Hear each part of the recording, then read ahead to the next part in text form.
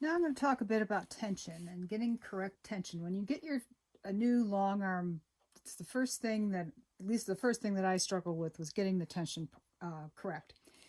With the long arm, you start by getting the bobbin tension correct. Once you have the bobbin tension correct, then any other adjustments that are made on the upper thread tension on the machine itself. So if you don't have a tension guide, which if you were wanting to purchase one, you'd get an M style for a long arm. By just by hand, you want the thread when you pull it to turn clockwise, and then to load it into the case, you pull it through the slot underneath that piece of metal, and it goes right in there. And then to check the tension, you're going to hold it in your hand and you pull up, and what you should see is it turns easily and it stands up in your hand, but it doesn't come off your hand. Then if you want to be more exacting with the gauge, the way you do that, so you get this in the camera properly, you hold this, I don't know what that's called, but you hold this piece of metal up, and that goes into this slot here so that your bobbin doesn't fall out as you're putting your bobbin in place, and it locks into place there.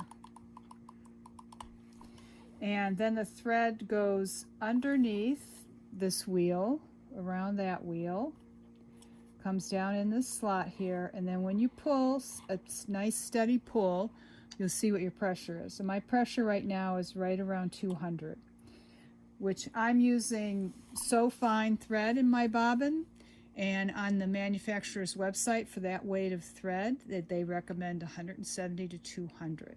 So I am in the sweet spot. If I needed to make a correction, the bobbin case has two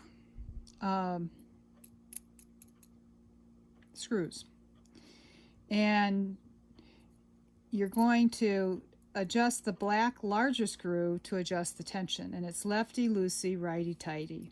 So if I needed to make this looser, I would turn it to the left and to the right to make it tighter.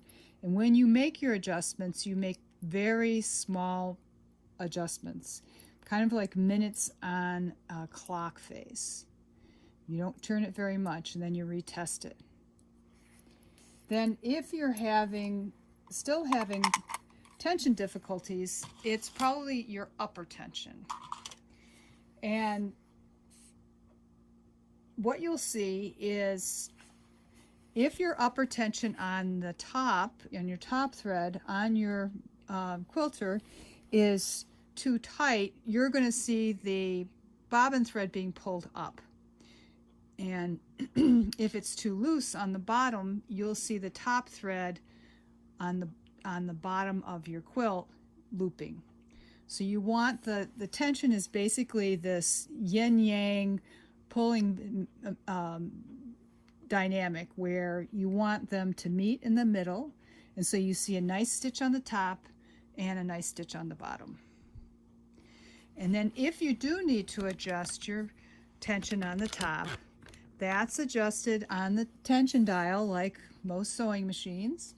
And when you make adjustments here, again, it's lefty loosey, righty tighty, but your adjustments on the top thread are going to be much bigger than you would on the bobbin.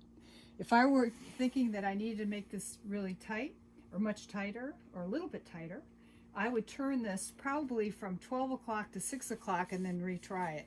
And I might have to turn it even more than that to make a change. Another common tensioning mistake is not getting the upper thread inside both the tension discs, and then you'll see something that looks like this on the underside of your quilt. So just make sure you get that thread inside the tension discs all the way.